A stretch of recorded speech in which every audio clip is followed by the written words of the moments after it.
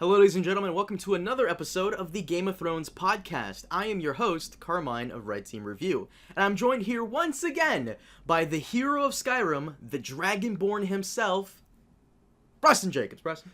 I used to be an adventurer like you, and then I took an arrow in the knee. It's always so cringy. Every intro is so cringy. Well, guys, welcome back to the Game of Thrones podcast, and today we'll be taking a look at Season 7, Episode 4, The Spoils of War. As always, we're available on SoundCloud and iTunes, so consider following us on those platforms to get episodes as they are released, because I have noticed that sometimes YouTube is late on letting you guys know that we released a video, so keep that in mind, that SoundCloud and iTunes are a great way to stay up to date as well. Also, if you do watch us on iTunes, then please leave us a review. We enjoy reading those. Okay, so, Preston, episode 4, maybe the shortest episode we've gotten so far for this series, so this also may be the shortest podcast episode we do. Well, and it's not just that it was a short episode, it's also that because it's a lot of action, there's not really that much to talk about. You know, like, I found this with the Battle of the Bastards last year. Like, yes, it was, you know, something to watch, but at the same time, you can't really talk about, oh gosh, this scene where he was throwing a sword into him and this scene where he was, you know, punching somebody. There's not much to that, but I think there's still some stuff we can talk about here with this one. But yes, it was mostly action. Well, on a scale from 1 to 10, what would you give this episode? Because I think you gave episode 3, you gave it like an 8? Yeah, I gave episode 3 an 8. I gave it pretty high. This one was so inconsistent. I would say that the last 15 minutes was brilliant. You know, great, wonderful action. But the rest of it was kind of boring. And the Arya Brienne fight I hated so much that we'll get to that. Because I got so much shit for that. I got so much fucking shit for that. I mean, I'm gonna knock this episode down to a 6. A 6? Damn, yeah. A 6. I know. I mean, and that's saying the battle was incredible. It's just that the rest of the episode is just not. It's just I didn't like it at all. I will say, well, we're getting ahead of ourselves, but let me just say for Dragonstone, I will say I did enjoy that Dany finally called out Tyrion for what you, maybe correctly, predicted Tyrion was actually doing, was trying to save his siblings from Dragonfire. Yeah, and a gruesome subconsciously. death. Yeah, I was actually surprised that prediction came true. I kind of was like, well, the logical explanation would be that Tyrion's plan is so dumb that it's because he's been secretly trying to save Cersei and Jaime's lives on a subconscious level, and then she calls him out on that. I was like, oh man, I guess I wasn't the only one thinking of that. The writers thought of that too. I like that she did call him out, but we're getting ahead of our stuff. Let's get to King's Landing, which I have no idea why King's Landing is here. We before we started the podcast, we were discussing how you possibly think that the actress for Cersei, Lena Headey, probably has it in her contract to be in every episode in the season. Well, I think probably the big 5 do. So the big change from season 6. Between up to season 6 and season 7 and 8. Season 7 and 8 were negotiated where the big 5, and when I say the big 5, I mean Jon, Dany, Jaime, Cersei, and Tyrion, negotiated contracts where they got a pay raise from $300,000 an episode to $1.1 million an episode. Which is one of the reasons probably why we have fewer episodes in the season. But I imagine that part of that is they get to be in every episode. Well, I will say this, because I used to do videos on like a lot of the news that came out. I still do from time to time, but the showrunners originally wanted there to be 70 episodes to Game of Thrones. They didn't want like 70. How much are we getting now? We're getting like. I guess we're getting. Fuck! I'm having like a brain aneurysm here. We're getting 73. 73. Originally, they wanted like 70 episodes, but the CEO to HBO, he wanted an 8th season, so they split it in half. Okay, fine. But what are you saying that possibly the reason we don't have 10 episodes is because the Big 5 had to be paid an enormous amount of money to stay on? Yes, I personally think that has to be a reason. Like, why else would you do it except for that? cut the number of episodes down, especially with some of the episodes being longer than normal, where you could have easily, moved something around and made an 8th episode. I will say this. Is that a bad thing, though? I mean, ever since we stopped using book storylines, the show has kind of gone in a weird direction. Sometimes it's good, and sometimes it's bad. So, is having less episodes really a bad thing, especially when they don't have any more material to adapt? Fewer?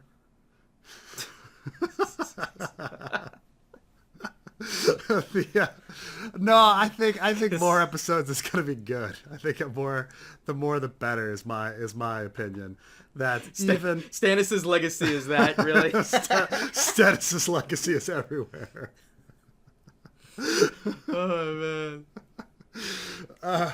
No, I'm of the belief that more episodes the better. Even a crappy episode of Game of Thrones is entertaining. Just on the sense that it's Game of Thrones and we get to talk about it. So, I mean, no matter how ridiculous and how much of a dumpster fire things become, I would rather have an episode than not have an episode. Fair point, but also for those of you who aren't picking up on it, Preston is a little sick, so hopefully you get better soon. So don't mind his sniffling from time to time. But I will say that I thought the episode was alright, even though I got skewered for that. By the way, go look at my video for my episode 4 review. I have such an insane, it's almost like an actual war in the comments, Carmine, I completely agree with you. The episode was okay.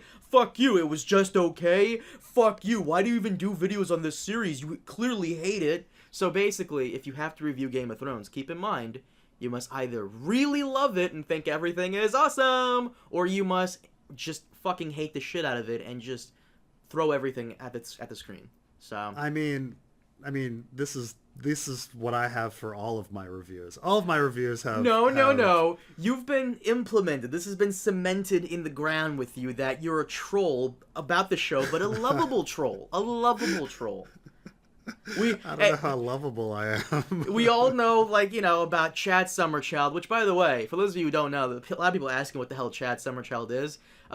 Preston, briefly explain what a Chad Summerchild is.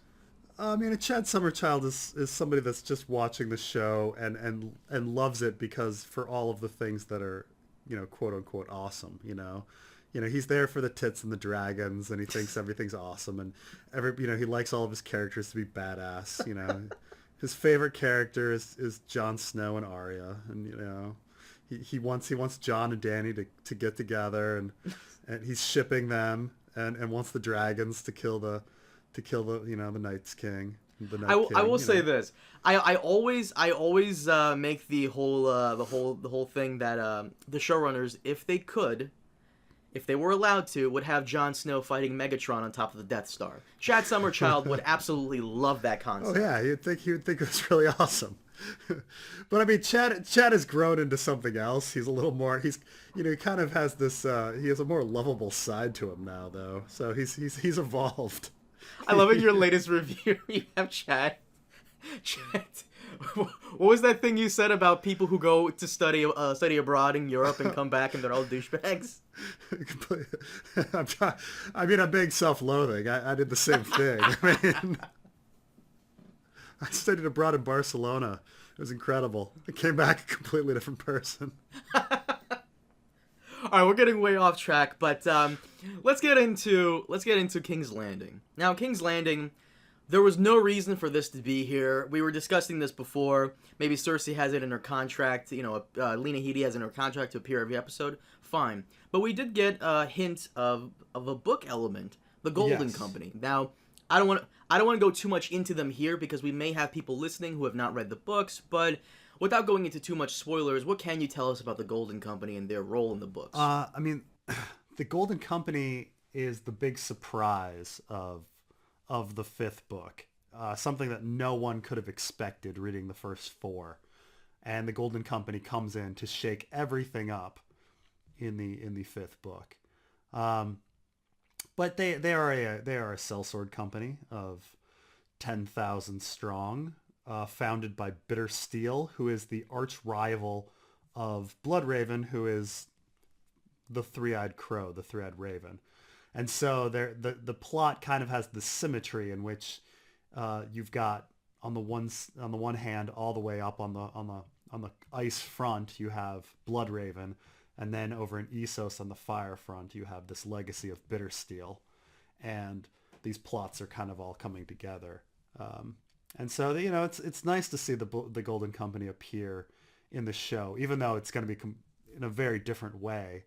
But Whoa, you think it'll be in a very different way? I mean, I would hate it if they kept to the books and the Golden Company plays the very important part they're supposed to play in the books. I would hate it if they just randomly came out of nowhere and, oh, they're the ones who, the end. I would, if you know what I'm talking about. Like, I would hate suddenly that. Illyrio shows up and you're like with the mysterious mystery character that we're not gonna mention, but everybody knows who we're talking about. Right. But yeah, it would be interesting if Illyrio was connected to the Golden Company in the show. I don't think that's going to happen. I think it's just going to be they need soldiers for Cersei, and so they're gonna give her these soldiers, to give her a fighting chance. So you do want the Golden Company to appear? Yeah, on I the think show. I think it's fine. I like the idea. I'm just in the sense that you're bringing in Bittersteel. And you need to have that Bittersteel balance to Bloodraven. But that's not as big in the show as it is in the books. No. But, I guess I'm just, a snob in that sense and like it. You need things to give. The plot demands we give Cersei a shot. So the plot demands that we have things handed to Cersei to even her out and to not overpower everybody else. I mean, if the plot demanded we give Cersei a shot, then Dany should have been, stabbed in the shoulder or shot in the shoulder with one of those arrows. Did you see how she didn't? We're getting ahead of ourselves, but she did not wear any armor. What the hell? Which I liked. I will say I liked because it shows her being naive, shows her being arrogant, shows her being, confident in Drogon's abilities to take all those fucking arrows and come out unscathed. I mean, it'll be interesting to see because, like I say, I think they're evening everything out into a three-way fight, a Night King, Cersei, Jon and Dany being kind of the three teams, because that's the teams the teams we have currently are the Night King, Jon and Dany, Euron and Cersei, and so you've got three dragons as well, and so I'm kind of predicting that the Cersei Euron team will get a dragon. As well. Get a dragon or take one down? I think they'll get one. I think they'll capture one. Maybe, I don't know. I mean, that'll be my first guess. My second guess is that they just kill one, and that Dany is left with one. But which is Drogon, the favorite child. Yeah. So I doubt they're gonna capture one. Had we had 10 episodes, I would agree with you completely. The Battle of King's Landing would have been episode 9, of course, the dreaded episode, and Dany would have probably been repelled, and they would have captured that dragon. Yeah. I mean, that would be fun, and especially with people with Euron being so crazy and Qyburn just knowing whatever scientific knowledge or technological knowledge that he needs to for the plot. They could figure out how to ride a dragon. I could see it happening. So King's Landing, I just think we both agree on this, was just there. Not much purpose to it other than setting up the Golden Company and the Iron Bank's continued support. Speaking about knowing things for the plot, let's get to Winterfell. So Arya is back. You dubbed the guards at the gate the fuck off gang. Yeah, the fuck off gang, yeah. The only... It's amazing how much time they got. It's amazing. Right? What contest did they win? What do they own a channel? Do they own a YouTube channel, or are they a favorite singer of Maisie Williams? I never thought of it like that, but goddamn, you're probably right. Maybe it's the director's like best friend or brother or something. But no, yeah, I found Winterfell a little for me this time around. Like, people got on my case for this. A lot of people just kept saying, Arya and Sansa have always had a weird relationship in season 1. Yeah, but at the same time, they've both gone through a lot of things. I expected more of a hug, oh my god, I'm so happy to see you type reunion. And it just felt like Arya was there just for like 5 seconds, because how do I say this? It felt like Arya had better things to do, and she was just there to see how everybody else was doing. You know what I'm saying? Yeah, it was very awkward. I don't know why it was so awkward. I mean, but according to the showrunners, that was the intention. Huh. Yeah. Did you see the behind the scenes stuff? I did. And so it was just odd though. I mean, but they do this with all of the meetings. All of the meetings end up being awkward. Like the Jon and Sansa was awkward, or Brienne, Sansa, and everybody at the wall having lunch. They like having all of these meetings being awkward for some reason. Maybe that's all they know how to write. But it seems like they would have talked about other stuff, like Rickon. Like fucking Rickon. Like, why isn't anyone talking about Rickon? Who cares about Rickon? Nobody cares about Rickon. Everybody should. He died just a few months ago. You know, he's kind of important. He was beloved little brother. Sent Jon to war. Is Jon the only one that cares about Rickon? Well, to be fair, Rickon didn't have that many lines, so we only care about people who have a lot of lines. So yeah, I guess so. The plot only remembers those people. But okay, so Winterfell this time around was kind of weird for me. I got a lot of hate for that. You didn't like it as well. We both thought the whole Sansa Arya thing was eh. Like I said before, yeah, I get that they never really got along in season 1, but as you grow and, you know, go through some things, both of you do, traumatic shit, you learn to set that petty shit aside and, you know, come together and be a family. And they didn't really seem all, you know, family-ish with each other. They didn't seem family-ish, and they didn't talk about the things that needed to be talked about. Yeah. Like, yeah, you're right. Why in your first conversation you're not gonna talk about Rickon or Cat or, you know, any of that, but you're gonna talk about your list and wishing you killed Joffrey, and then you're gonna talk about Cersei later on with But Here's the thing, that would have made more sense had they established that Arya is fucking crazy now and she's lost all people skills. Had they you're right. Had they but they're so inconsistent with Arya. You know, she's got this like shit eating grin on her face like all through this episode. You know, I wish they had her have the hot pie personality the whole time. That would make more sense to me. Yeah. When she was with Hot Pie, like she's just off. And they played with it. The idea that Sansa, you know, sees Arya and is kind of like, what is wrong with my sister? But they should have had a little more of that. That was my point exactly, but let's talk about Bran, and yeah. Bran's powers are kind of weird. It's almost as though he's watching seasons 1 through 6 backwards. He's become this exposition plot advancer thing. So, I mean, take the Valyrian dagger. There was no reason for Littlefinger to even give that dagger to him. There's no reason for him to pull it out randomly at the tree. There's no reason for him to hand it to Arya.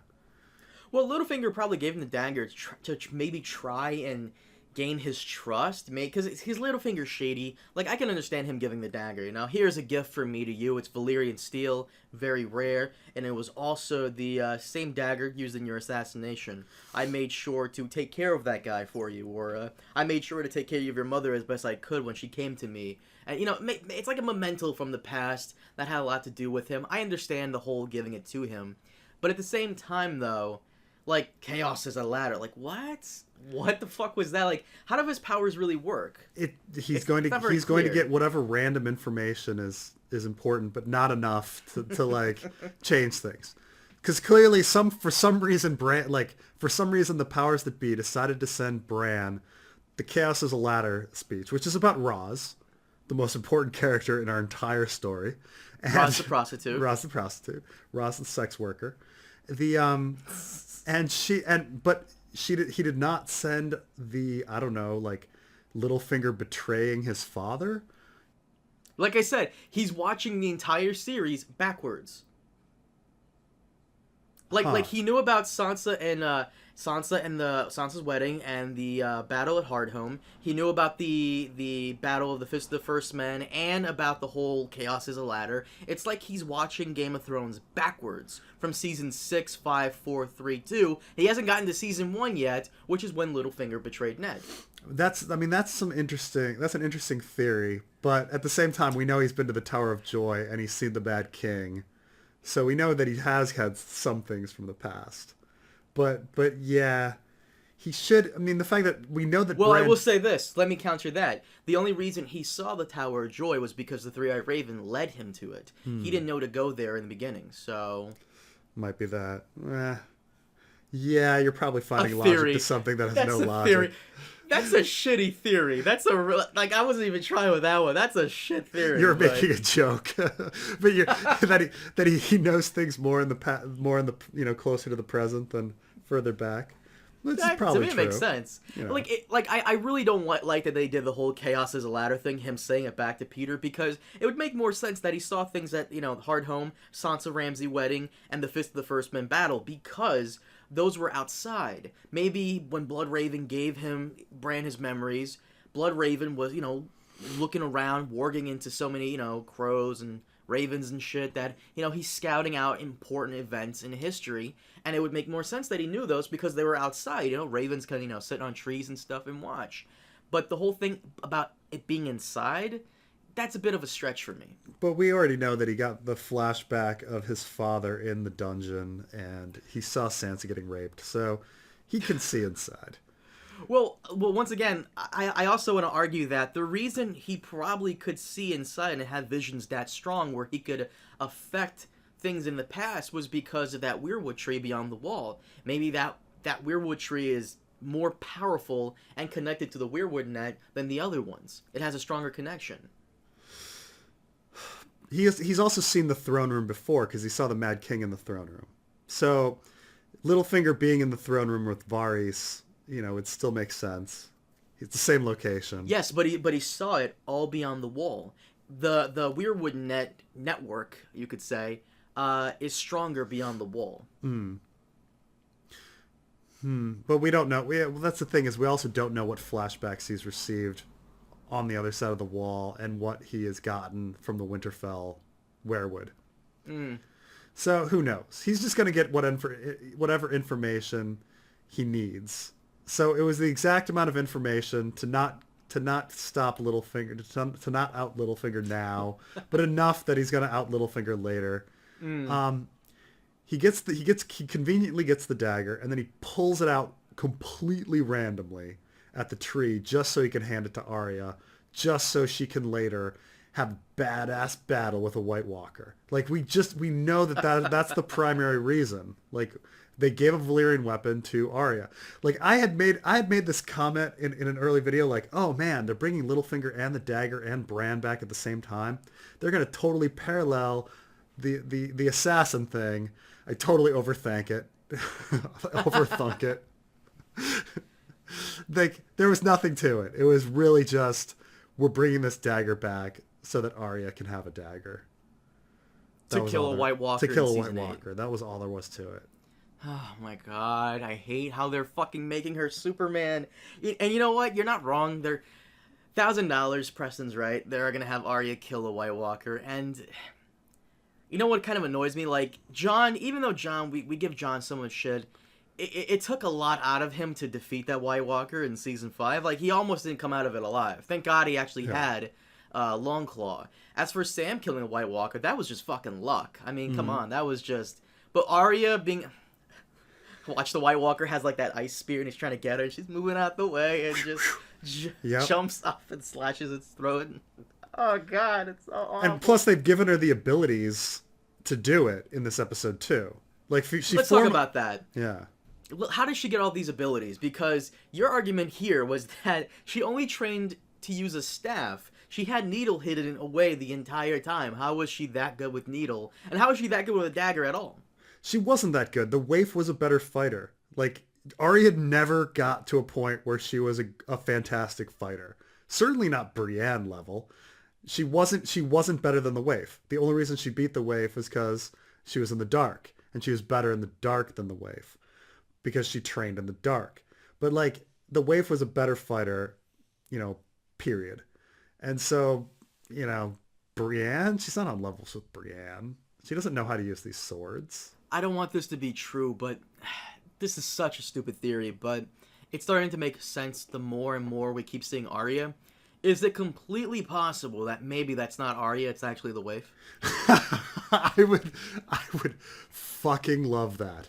I mean, that would be the best, most incredible twist where I would say, "Oh man, I'm paying attention, Game of Thrones. I'm paying attention." Like Arya died in that room with the waif. I mean, why else would Jaqen just let her walk off? And then it was a way for her to trick Jaqen to get away. Mm. Where would she get the waif's face though to put on the? Well, what if the waif's face is not really her face? The one thing I enjoy about the House of Black and White in the books is that, we don't know who anybody's face is. That's the whole thing about them. I mean, when Arya starts going blind, the waif suddenly has Jaqen's face. Did you remember that? Oh, right. Yeah. So, the whole thing about the whole Black and White, House of Black and White assassins, the Faceless Men, we don't really know what their true faces are. So, what if the waif's face wasn't actually her face? Maybe it was just a face she enjoys wearing. We don't even know if it's a girl or not. I mean, that's a good point. It could be anybody. The waif could be a mask. And she just put the waif's mask up there. I fucking hate this theory, though. It's so... No, it's I mean, dumb, but it's too awesome for the show. For them to suddenly reveal that it's the waif, oh man, it would be so incredible. It'd be so incredible. But she recognized Hot Pie though. And why would the waif, I mean, a lot of things fall apart. Like why would the waif want to go kill the Freys? And why would the waif know who Hot Pie was? The Freys, I would argue, why would she want to kill Walder Frey or the Freys in general? Yeah, you're right. Maybe she's trying to fulfill Arya. Maybe that would be her punishment for killing. That's the big plot hole. How would she know Hot Pie? Once again, it would also make more sense if... See, I would believe this theory if they reworked the Hot Pie scene like this. "Oh, hi, Arya. It's me, Hot Pie. Oh, hi, Hot Pie." Had she not said his name first, and he had to reintroduce himself, then that would give this theory more. Yeah, and you'd have to cut you'd have to cut the Nymeria scene. Oh right, yeah. Yeah. That makes it fall apart. So Arya taking on Brienne. I don't care if Arya is your favorite character person watching this. I don't. That doesn't make any sense. Brienne is a seasoned fighter and experienced. Arya just learned this shit last year, and she didn't even finish her training. That's just stupid. It's horrible. The whole thing was horrible. Okay, so let's okay, the Winterfell stuff though. I mean, that's all there is to it, right? We had reunions. Well, we had the fuck off boys. We had the reunion. We had the awkward reunions. We had Mira, which was like poor Mira. Oh right. So let's talk about Mira. I almost forgot about her. What's up with Mira? Like it almost sounded like she wanted a reward or maybe like a high five or something. But could it also be that she's in love with him? Maybe she has feelings for him. Maybe she wants him to. Because it's gonna sound so douchey. I've had women do this to me before. I'm sure you have too. Where they're like, "Okay, I'm gonna leave now. Bye," and they want you to stop them. Was she doing one of those things? I don't think that's how they were playing it. I think they were playing it like, my brother died for some reason. I hope you're worth it. But instead you've kind of become this douche. Well, that's not fair for Brienne. I mean, you did swore to protect him back in season 3. You did swear to go with him on this journey. Like, the responsibility of that is all on you. It's not really Bran's fault. He doesn't owe you shit. You're supposed to be sworn to him. He's your liege lord. So... Plus, he never really wanted to go until Jojen convinced him. So, I mean... Jojen got everything that was coming to him. As horrible as that sounds, like Jojen was the one that wanted to go north of the wall, but Mira was the one that was always a little skeptical. So you kind of feel for Mira. Have you noticed that we barely have gotten Brienne? You know, she was too busy. She was too busy filming Star Wars again. Oh God, there's been no Brienne this whole season, and when they have her, she hasn't had any lines. Except for that one line. Except that one line where I didn't do anything, Padre. Patrick coming in. You kept your vow. No, she didn't. She didn't do anything. What did she do? God, they're worthless. Both of them need to die or something. Well, no, to be fair, Brienne did rescue Sansa last season, so. Yeah, and the most like weird scene ever, the disappearing dog scene. Yeah. The wish fulfillment, I'm gonna get everything I want thing where I get to that's right, she killed Stannis. Oh, fuck her. Kill Stannis and rescue Brienne and make dogs disappear. Yeah, it's God, I don't even know. They just didn't know what to do with Brienne. They didn't know what to do with Brienne ever since she got back to King's Landing. I want to say like they didn't even follow the book plot at all, which would have been nice. Well, we don't know how that book plot plays out. I'm sorry. Don't worry, I'll cut that out. I mean, you're right that the Brienne book plot requires, Lady Stoneheart, but then that's just not happening.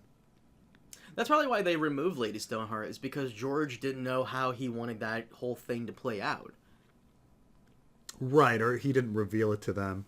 Mm-hmm. Yeah, I mean, I still wonder, how much George really told D&D. Like, did he just tell him a spattering of fun stuff? Or did he detail every plot to the end? Because that would have been a long conversation.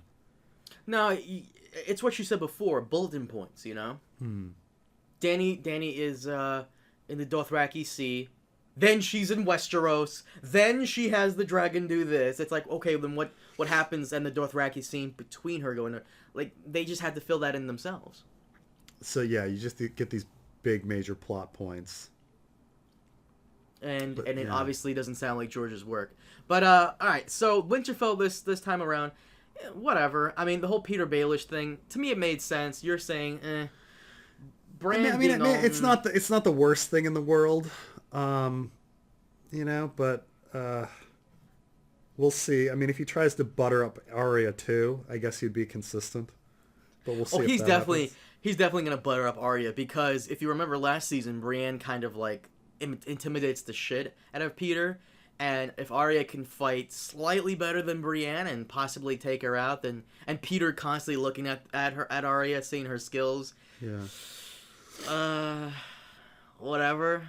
This is a weird thing with Littlefinger, is we don't even really know how Littlefinger feels about the other Stark children, because he never really talks about them, which is odd considering he's right there with Arya and Sansa at that original hands tourney, and he just kind of ignores Arya and pays attention to Sansa because she has red hair.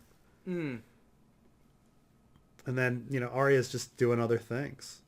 We also asked this question last time. Why didn't Lady Olenna tell Jaime that Peter was also involved? But I guess if she did that, then the whole "it was me" would have lessened the "fuck you" that she wanted to dish to Cersei. Tell Cersei it was an intricate conspiracy that didn't really make sense. What was your criticism of it? Like, I have this incredible plan. I'm going to get some poison, and then I'm going to give it to Dantos. I'm going to give it to a drunk, to give to a young girl, to give back to me.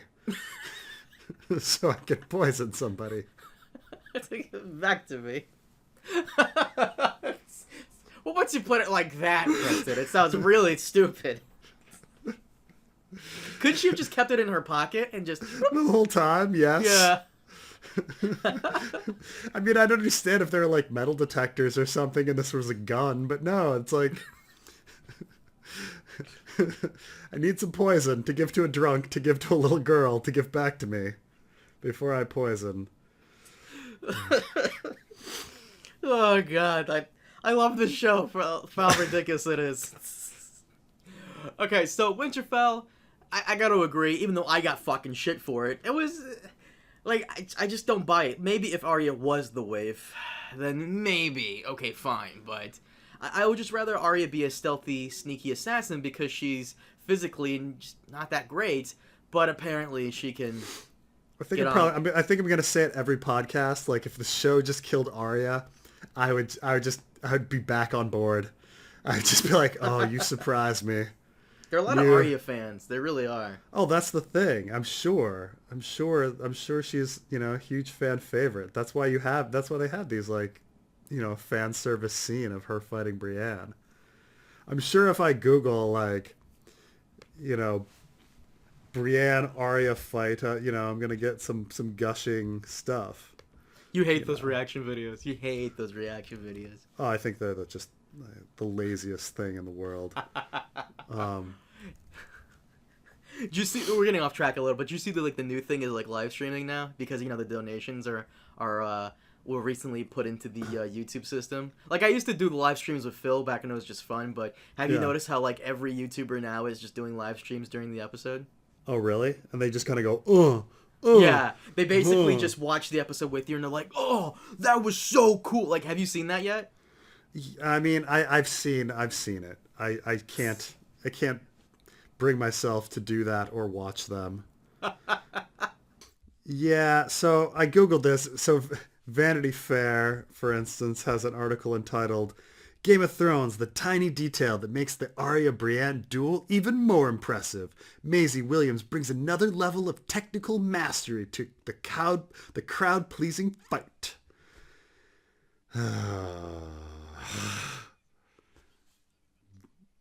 Plus, I mean, I also made this point in my video that why on earth are you like going with live steel?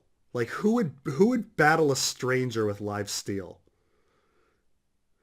Like this was specifically the very first thing in a Game of Thrones, the book, that showed that Joffrey was psychotic, is that Joffrey and Robb are sword fighting in the yard. And Joffrey's like, oh, why don't we use live steel? This is boring. And, Robb's a little kid too. So he's like, yeah, fine. And the Master at Arms is like, dude, you kids are idiotic. There's no way I'm letting you fight with live steel. That's ridiculous. And it's the first moment you're supposed to go, oh, something's off about Joffrey. Like, the fact that Arya is doing that is just crazy. It's just crazy. Why would Brienne ever allow that?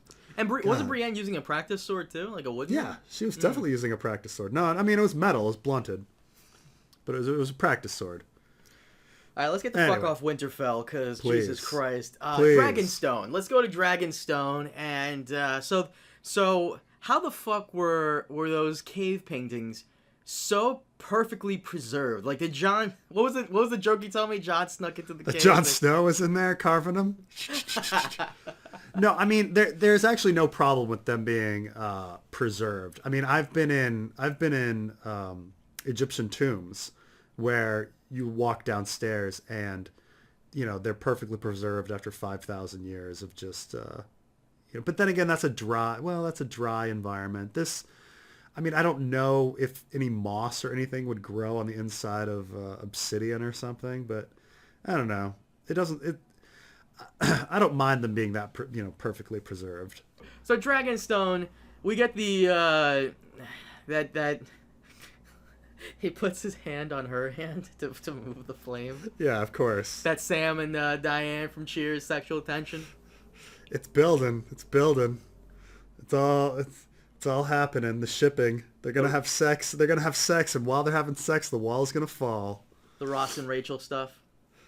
I was trying to pick the cheesiest thing, like for the show to possibly have, is for them to be having sex and have the wall fall while they're having sex. Like that could possibly be the worst. But the cave painting, the cave carvings. Now, of course, they were in the shape of the thetas and the spirals, which we've seen before. I guess in the behind the episode, they did explain that the White Walkers derived these symbols from the Children of the Forest. We don't actually know what they mean, but they're derived for some reason. I don't know.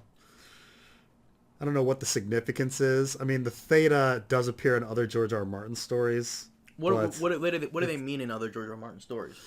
They're the symbol of an ecological engineering corps. They're a symbol of like genetic engineers, but it's like their symbol in the sense that like FBI is like, you know, the letters of the FBI, or I'm trying to think of something else where a symbol actually means something.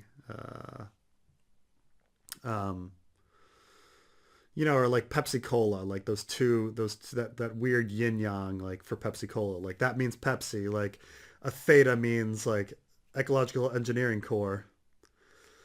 And so, you know, George has a story called In the House of the Worm, where the two factions actually revolve around these Thetas. They just don't know where they came from anymore. So like the surface faction has a golden Theta, and like the subterranean faction has a silver Theta, and they're at war with each other, and they don't really understand why.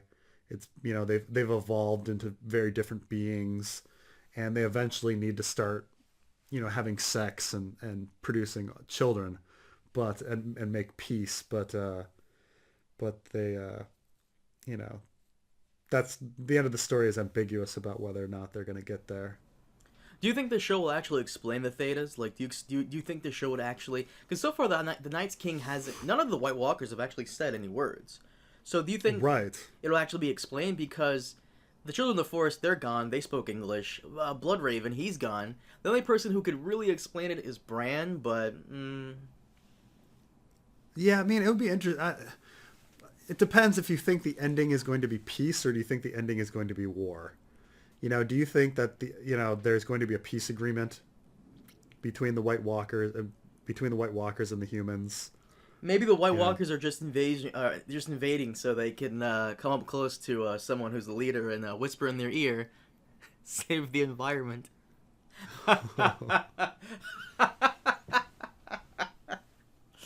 You remember when you told me that story? I told you that. Yeah. I don't know if other people know the story. But real quick, go into the time you met Bill Clinton. I met Bill Clinton once, and I didn't. You know, I was in line. I was in this long line to shake his hand, and this is my graduation from college, and I didn't know what I was like. What do you say to somebody? You've only got a few seconds with him. And so the only thing I could come up with to say was "Protect the environment, my friend." And so I get up to him and I lean over and I say "Protect the environment, my friend," and he goes, "Thank you." And I was like, my one moment with him, with the most powerful man in the world, was a misunderstanding.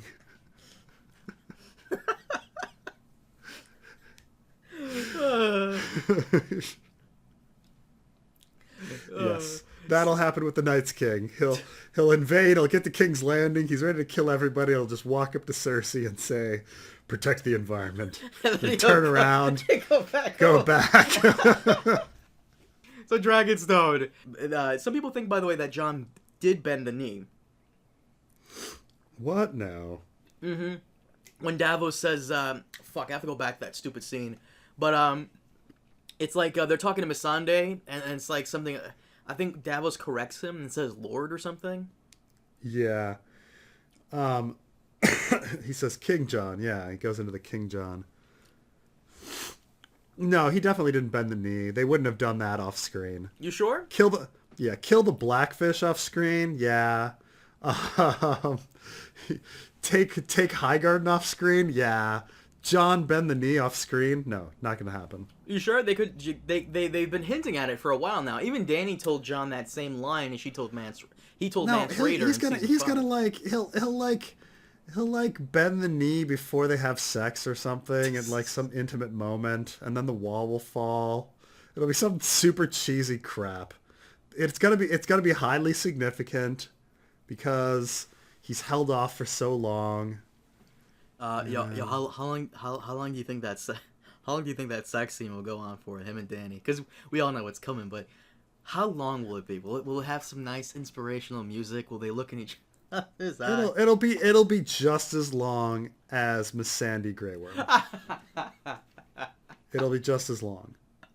Yeah. Oh god.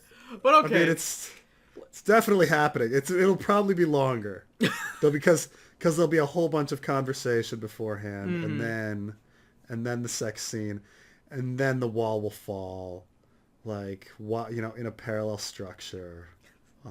As her clothes fall, the wall falls too. Yeah. Oh man, you have it. Oh my god, that's totally it. So she'll slip her dress off and it'll fall, and then they'll like flash to like the wall falling and the Night's King like walking through, and then it'll be like credits, Oh god. So lame. But okay, so Dragonstone. We're getting off topic. Dragonstone. Dany correctly calls Tyrion out on his bullshit and his shitty battle tactics of trying to take Castle Rock, even though it's on the other side of the continent. Yeah. So you correctly assumed that. You correctly assumed that he was subconsciously trying to save his siblings from Dragonfire. Well, I mean, I didn't think they would have a logical explanation. That was the only logical explanation I came up with, and I guess whoever wrote the script for last episode came up with it too. That he was trying to protect. He was secretly on a subconscious level trying to protect Cersei and Jaime. That's pretty cool. Like I'm glad that I do like that she called him out for that. It shows she's not dumb. I like stuff like this for Dany, that it shows like she's not just plain stupid and that she can think of shit on her own. But why the fuck did she ask for Jon's advice? I mean, I get they're trying to be allies, but yeah, and that's weird. And then Jon is like, "Yeah, I agree with Tyrion."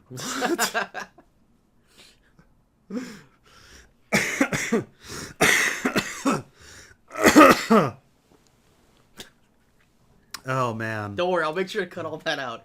But we finally get you don't have to worry. We finally get Jon and Theon back together, and yeah, I don't know. I like when Alfie Allen is on screen. I think. I think he's the best actor in the show. He's incredible. But he wants to get her back. Like, how does he know she's not dead? I think he just assumes that he's keeping her alive to taunt Theon. Do you think we're gonna have like a big moment with Theon where he goes off against Euron? Yeah, he has to have his redemption, because he never got to face Ramsay. He only got to face girlfriend. What's her name? Miranda. He only got to face Miranda, and that hardly counts. So he has to face he has to have a boss battle. But this is the way it goes. But I don't think Theon's strong enough to actually like he's not a bad fighter. He fought with Robb in the war, but I don't think he's a good enough fighter to take down Euron. Do you think he'll actually sacrifice himself for Yara? Redeem? Like book Theon, no way ever, no. But like they've made show Theon recover, right? He was pulling that boat onto shore. So it looks like that's right. In the books, isn't he like all like skeletal kinda, and he's been really fucked up? Yeah, he's completely crippled in so many ways. Mm-hmm. Missing fingers, limps like an old man. He's missing toes. He can't do much at all. But I guess you could argue that in the show he's had time to recover. Yeah, at least physically, yeah. But he's not a great fighter in the books. In the show, he's confident. Well, he's the best archer that we know, besides like Anguy or something, But he's Theon is an exceptionally good archer, which they did show us in season 1 for a little bit. Yes, but, he does. But they didn't stick to that. Right, they should have. Mm-hmm. They should have thrown in a few things here or there that his weapon of choice is a bow, and he's really incredible with it. In fact, they should have had him have a bow on during the battle on the ships, just to throw it back, Just to throw it back, and maybe during the battle with the White Walkers, he could be one of the ones that takes one of the walkers. Yeah. Because they removed Anguy. Anguy's way too OP to stay on there. Yeah, it would be nice, though. I mean, Theon with a bow and some obsidian arrows. But whatever. Yes. Theon, do you think Theon will actually... This is something I've been getting. Do you think Theon will actually go down and die trying to save his sister and, in a sense, redeem himself? I mean, you're talking season 8 kind of stuff? Yeah, like... Because I honestly can't see anything else he's doing. I know we're sticking on Theon a little too much, even though he wasn't in this episode that much, but Theon hasn't been doing a lot lately. And I feel like... None of the characters have been doing anything lately, except for Jaime. Jaime's been fucking globetrotting. Euron and Jaime have been globetrotting. Well, we'll get to Everybody that. else, yeah. We'll get to that, but Theon, like, I just can't see him going past... I can't see him in the finale. I think he'll redeem himself by saving his sister, and maybe Jon in the process, and taking out his uncle. Yeah. They'll make him take out Euron. But any thoughts on Dragonstone? I mean, the cave stuff was weird. I don't know where they're going with it. I don't know if it's like, if they're actually gonna get into the fact that, or the idea that Westeros has a past that doesn't make sense, and perhaps a futuristic past, or. But Dragonstone, you weren't a fan? No, it was fine. It was fine. You gave Missandei and Dany way too much shit. Their little girl talk, it lasted like less than 10 seconds. It's just silly. It's just silly. I mean, it's. I get it. They're seeding the romance. That's what they're doing. But at the same time, it just doesn't seem. It doesn't seem right that they should be sitting around acting like little girls. I'm just saying. Dany's not a little girl. Like, she feeds people to dragons. So for her to be like, she's been around the block. She knows about Dario. She's been with Dario. She's been with Khal Drogo. Wait, by the way, what the hell was that? Dario has STDs? I saw your review. What the fuck was that? Of course Dario has STDs. He's been with 1,000 women. Maybe he was just really careful. I mean, Dario, he's also had sex with Dany in every way possible. This is also said. Every way possible. He took her in every way that a man can take a woman. So... I don't know. George's sex scenes... The way George writes his sex scenes is so awkward. I just... Oh, the pink mast? Anyways, so continue. So Dragonstone, you liked it, you didn't like it. They were trying to lighten things up on Dragonstone, when in fact, like, everybody's been through a lot of crap. So I don't know if they would have been light. Like, somebody was commenting that, Davos is super cheery for some reason. Like, should he be? He's going through a rough time. Some people were also commenting that Missandei might leave Dany. Nah, no? Too complicated. Too complicated? I'd be happy if that happened. Be like, that'd be interesting. Maybe it'll show signs of Dany's villainous ways. Everybody thinks she's secretly hiding. That Missandei would try to leave and Dany won't let her. I mean, it would be interesting to see see, now that they've brought together the teams, and the teams are in their 3 places, like, it'd be interesting to see a shuffle.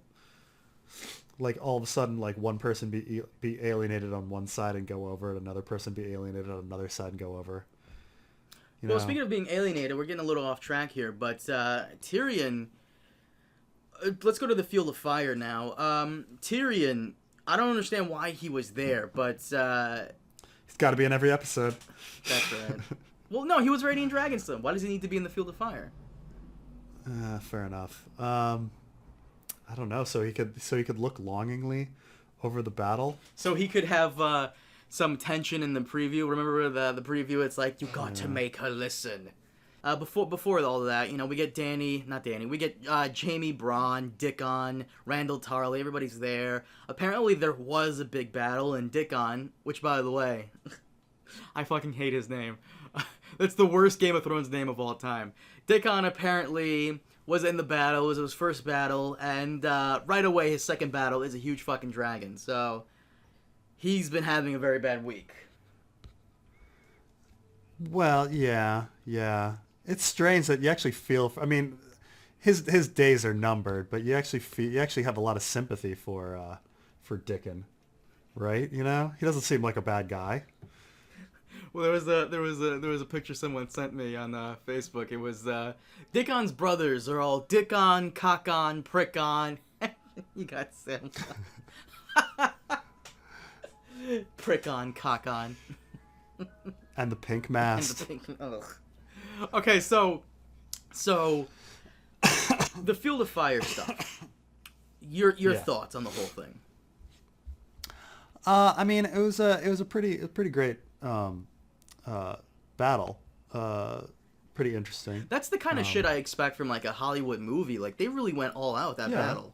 It was very Lord of the Rings or Hobbit really, but it worked. It was fine. I mean, we laugh at like the little things like people surfing horses and double wielding Erex and things like that. What's wrong with double wielding that? Well, how are you supposed to ride a horse if you're... They're just really good at riding horses. They don't even need a hand to do it. Yeah, don't even need a hand. Yeah.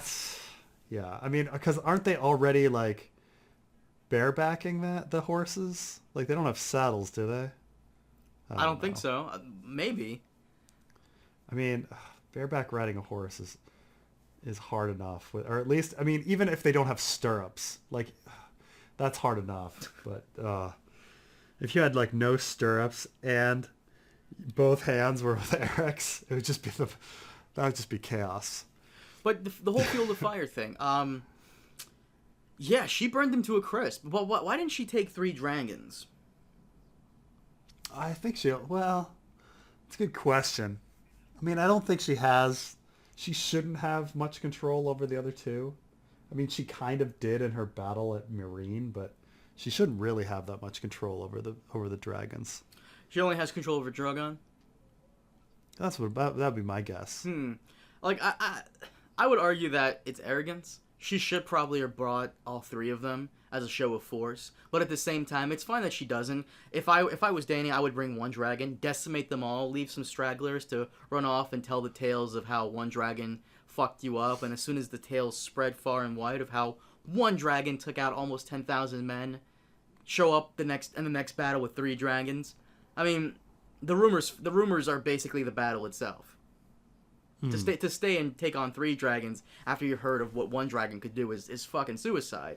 But I also like that she took 1 dragon because not only does it show that she's confident in Drogon's abilities, but because she's a little arrogant and she's a little naive about battle. She's never stepped foot on a battlefield. The whole thing in Meereen doesn't count because she didn't go out there to burn those ships to a crisp, did she? I don't recall. Meereen? I forget if she was... I think she was on the dragon that went out and burned the ships. Was she? I don't recall that. Yeah. But she wasn't really in a battle per se. It was more like... Because they only took out like 1 ship. She was more doing things in the parlay between the 3 slaver guys. But she's never set foot on a stone-cold battlefield before. So her not wearing armor, her only taking 1 dragon, it just shows how naive she is. And I like that this is what we're getting from her because it's within her character. Of course, if she can control dragons remotely, why even ride one? Right? I mean, it seems dangerous to ride one. Well, maybe her connections telepathic. Maybe her telepathic connection with Drogon has a certain radius. She should have been down with Tyrion, and then just send Drogon. The whole Field of Fire stuff, you know, Bronn coming in using the Scorpion. Thoughts on that? I mean, it looked fun. It was. I don't know why they brought only 1 Scorpion. Maybe they only had 1 Scorpion. Yeah, right. What the fuck was that? And why do they only train 1 person how to use it? Was he even trained? Was it all just self-explanatory? He was just taking a crack at it. I think, yeah. Or maybe these guys all can just use scorpions. But wouldn't you have like guys that are specifically trained how to do this? Well, yeah. I mean, if you own scorpions, there would be special scorpion guys. Mm-hmm. Like, you wouldn't bring that along. Just like, you've got bowmen and whatever. Regular infantry. You would have a scorpion dude. Yeah, but the whole and I saw your review. You got on the whole case about Bronn coming in to save Jaime. Well, I mean, he came from nowhere, but it was all kind of expected. But, in that Hollywood sense, it's just, we kind of lose all of the gritty realism that Game of Thrones had, where, he comes out of nowhere. I mean, I was going to complain that when did he have time to mount the horse, but they actually do show him looking at the horse the minute he drops to the ground. Long before Jaime even decides to head towards the dragon. Right. But, while riding, we didn't see anybody near him. And then all of a sudden Bronn's there. And then there's the big question of how is Jaime gonna survive? Oh yeah, like I was like he could just take off his armor, but I forgot he only has one hand. Oh yeah, he only has one hand. He also he better be in a river that's sending him downstream, because if he just gets out and goes to the surface, well, Dany and her dragon are right there. True. Fuck. Because the whole thing is that Jon is going not Jon that Bronn is going to be coming in and unhooking his armor and trying to get him out to safety, but can Bronn, I keep fucking forgetting these assholes, can Bronn even do that? I mean, his golden hand will weigh him down, and it's like firmly attached to him. Oh, I didn't even think about his golden hand. Fuck. That golden hand must be... Man, first of all, it's really ridiculous that his hand is gold, because that would be really heavy. No one would have a real gold hand. Like, maybe gold plated. But if his hand is made of solid gold, no, that's way maybe too a heavy. hook. Seriously, a hook would be so efficient. Well, it'd be much more efficient than a fake hand. I mean, but the Field of Fire. Your overall thoughts on that? I thought it was fantastic, very Hollywood quality-ish from Game of Thrones. And I'm surprised they had enough budget from paying all the fucking actors. I'm surprised they had enough budget to do all that shit. Make it look so awesome. It was a beautiful scene. It showed the horrors of war. I don't, other than it being a little Hollywood-ish with Jaime and Bronn having plot armor and Dany too. Otherwise, it came out great. It was perfectly executed. Otherwise. Do you think Jaime really should have not taken her out, but wounded the hell out of her? I would, I'm up for anyone being wounded and anyone dying. That's what I'm sick of plot armor. I want somebody to have, I want either physical or emotional. I want them to have I want experiences to matter in this universe, And that's the problem, is that none of them matter. Like, Dany can feed somebody to a dragon and it doesn't affect her emotionally. She can go into a battle and not get hit. We know she's not going to die. We know she's going to be fine physically and emotionally. So it's all these things seem to be that way. I love how you're sitting there saying the whole Dany Jon thing. I can't get over how much you hate that. How it's gonna happen. We just do. We just know that they're gonna now that you've described the sex scene to me, it just seems so ridiculously horrible and ridiculously perfect.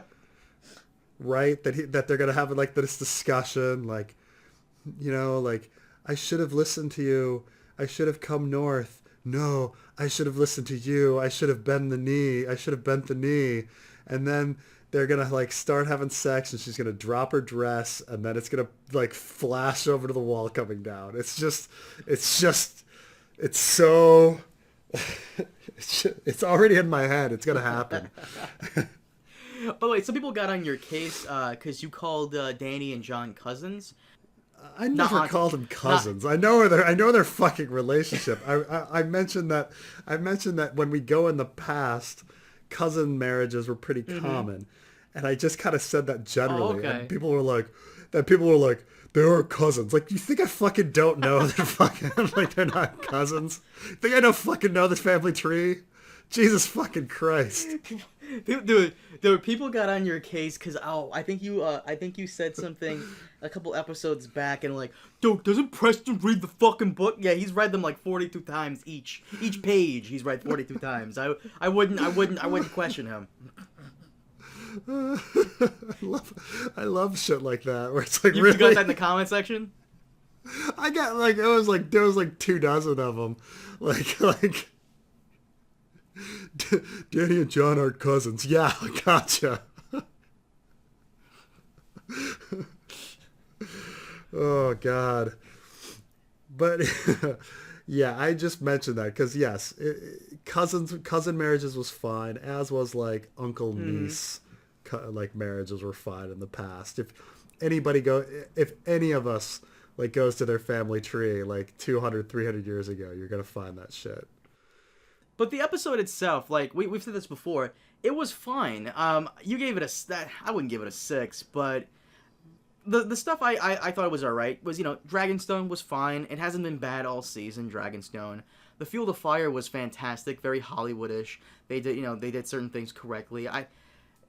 The one thing I would complain about the Field of Fire is that you don't get a correct placement of where everything is.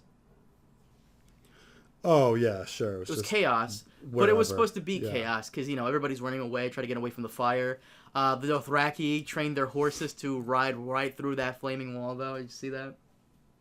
Yeah. Well, what can you expect? But like the stuff to me that really bogs it down was like the Winterfell stuff. Yeah, that was really slow and useless, and the Dragonstone stuff wasn't great. You don't think so? But I mean, the cave was fine, but I don't know why Jon Snow needed to talk to Missandei about being a bastard. I'm sure Missandei has run into bastards before. They have bastards in Slaver's Bay. So I don't know. It's. By the way, I can tell how you're losing your strength as we continue because I know how sick you are. We've been going on it for a while, so thank you for staying on and doing the podcast. You're a trooper. But let's wrap this up. Guys, thank you so much for watching. Remember that we are available on SoundCloud and iTunes, so be sure to check us out there. If you're listening to us on iTunes, then please do leave us a review. We enjoy reading them. Preston, do you have any videos cooking? Anything on Brienne? Maybe Brienne Part 3? No, I did enough on Brienne. I mean, I've been working on Night's Watch stuff. But mainly the election of Jon Snow and some other things. We're gonna get into the mutiny at Craster's Keep. And, right. The election of Jon Snow, how the Russians helped him win. Gotcha. But yes. We're gonna get into Jon and Corrin's journey and we're things like that. But that I might have to wait until the Game of Thrones season is over before I get back to that because it's fairly labor intensive. Also, be sure to check out Preston's channel for some great Game of Thrones theory videos. I'll leave a link in the description below to that. Check him out. But once again, guys, thank you so much for watching, and we'll see you next time. Have a good one.